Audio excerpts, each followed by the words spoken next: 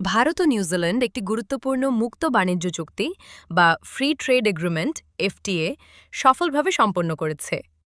২২ December প্রধানমন্ত্রী নরেন্দ্র মোদী ও নিউজিল্যান্ডের প্রধানমন্ত্রী ক্রিস্টোফার ল্যাক্সনের মধ্যে টেলিফোনে আলোচনার পর এই ঘোষণা করা হয়।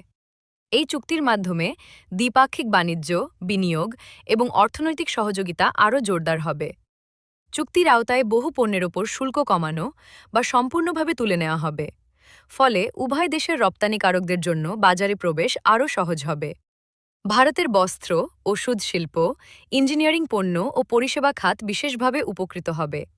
অন্যদিকে নিউজিল্যান্ডের দুগ্ধজাত ও কৃষি পণ্য ভারতীয় বাজারে বেশি সুযোগ পাবে। উভয় দেশের নেতারা আশা প্রকাশ করেছেন যে এই চুক্তির ফলে আগামী কয়েক বছরে দ্বিপাক্ষিক বাণিজ্যের পরিমাণ দ্বিগুণ হতে পারে। পাশাপাশি পরিষেবা, বিনিয়োগ এবং মানুষে মানুষে যোগাযোগ বাড়ানোর ওপরও জোর দেওয়া হয়েছে।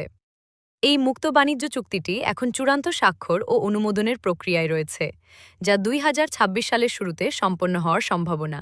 এটি ভারত নিউজিল্যান্ড সম্পর্কের ক্ষেত্রে একটি গুরুত্বপূর্ণ মাইলফলক বলে মনে করা হচ্ছে।